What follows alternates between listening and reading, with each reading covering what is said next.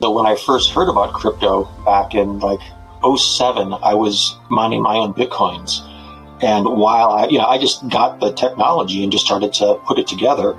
But then while it was sitting there churning, I got into the math and started trying to really understand what the economic mathematics were. I think I tend to favor like everyone using like a small number of hard currencies.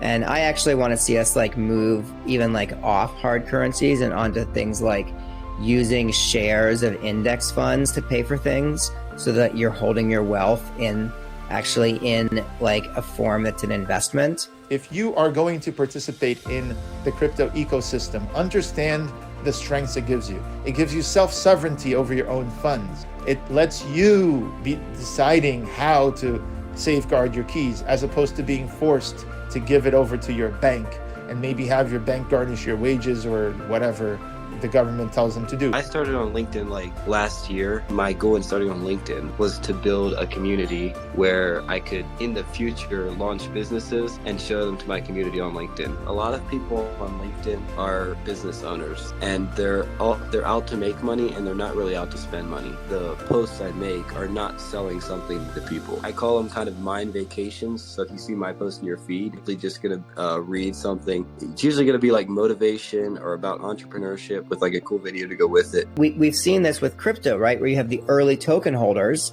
the more people they bring in, like the more total amount of value people want to store in that token, the more the token is worth, like as we see with Bitcoin. So the token holders are like incented to like build the value of the token, represent it well and bring more people in. Like, why can't we have that for cities too? Crypto doesn't have to be the Wild West with factories and with actually smart contracts that do what they say they're going to do.